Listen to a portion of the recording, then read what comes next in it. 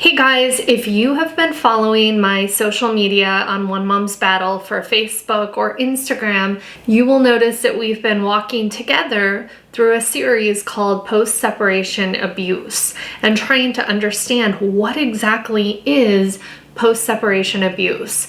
I know for myself, I was so naive. I thought that when I left my dysfunctional marriage, that everything was going to be better. I thought that the family court system would truly act in the best interest of my children, and I had been given misinformation by very well-meaning agencies who specialize in domestic violence. And domestic violence is not just physical abuse. It is emotional abuse, verbal abuse, psychological abuse. It can be spiritual abuse, sexual abuse, financial abuse. There are so many components to it, and most people believe that once they get out, they have freedom. Unfortunately, when you are dealing with a narcissist or another high conflict individual, you leaving is actually a huge trigger for them. And so in my case, what I discovered is that the abuse that began the day I left was actually worse than the abuse that I suffered during the relationship. And sadly, that's common with almost everyone that I've talked to. If you're tuning in today, my guess is that you are also experiencing post-separation abuse. So let's walk through it together.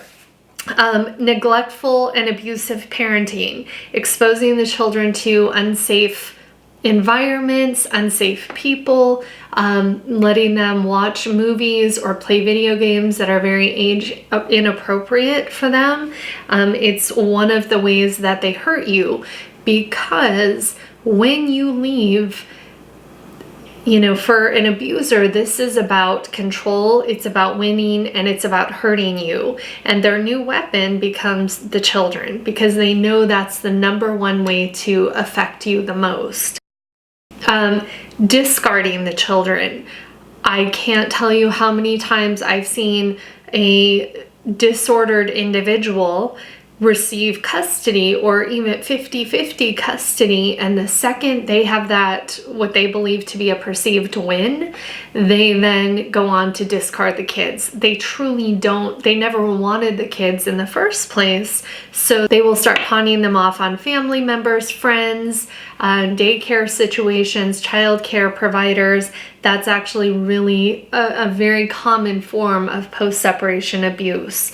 Isolation, where they are discrediting you in the community or in social circles, maybe with your child's teacher, maybe with your own family members, to where they are questioning your mental health, your emotional stability, planting seeds of doubt in other people about you with the goal of isolating you.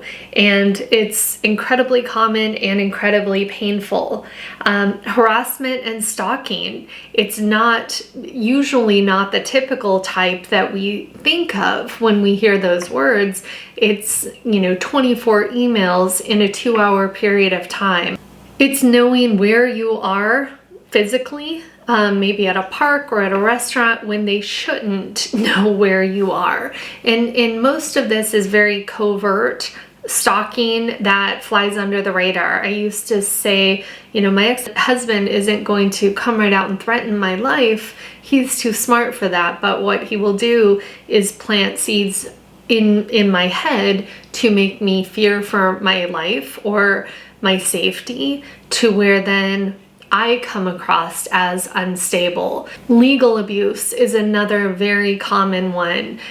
Usually the abuser has more financial means than the targeted person, and so they're able to afford the best legal teams, and they think of the court as a platform and a stage where they actually get a feed off of that, where you and I are in that type of environment, and it paralyzes us, or it causes us incredible amounts of anxiety to where we don't present as well.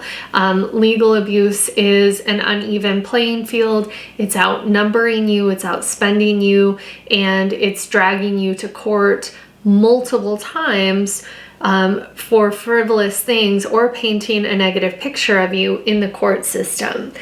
Financial abuse is a big one, playing shell games with money, all of a sudden lowering their work schedules to where there is suddenly not enough money, even though they've held the same job and position for 20 years. It's messing with child support, spousal support, reimbursement payments for extracurricular activities, medical needs. It's counter-parenting, where the unhealthy parent has so much hatred for the target that they actually weaponize the children to use against you and to make your life a living hell when it comes to co-parenting, which is what the court wants to see. At every opportunity and every turn, they're actually counter-parenting. Domestic violence by proxy, that's a big hot topic button. It's also referred to as alienation. I could do an entire webinar on that topic. I refuse to use the word alienation because of its history and being tied to pedophilia, and alienation is a way that abusers remove children from the healthy parent.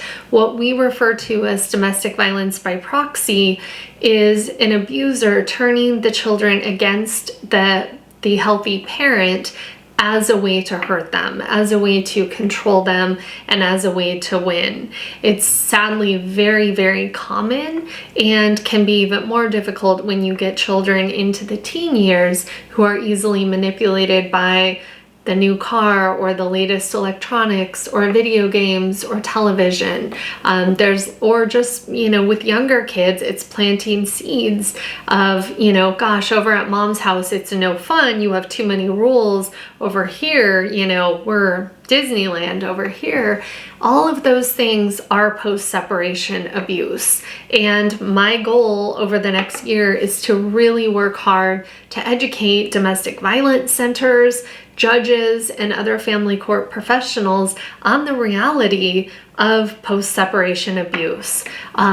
I will be shortly on the One Mom's Battle website. I will be posting a link that you can download to our post-separation abuse wheel, and I encourage you to print it, to plaster it all over bulletin boards in your community, coffee shops, your courthouse, anywhere that someone within the system could read it and educate themselves, because when they have a case like this in front of them and they're able to connect the dots and go, wow, light bulb moment, this person sitting in front of me reminds me of that flyer I just saw at the courthouse bulletin board, and hopefully educating them and allowing them to connect the dots on these unhealthy people will protect our kids. So thank you so much for joining me. Make sure you're subscribed to our YouTube channel.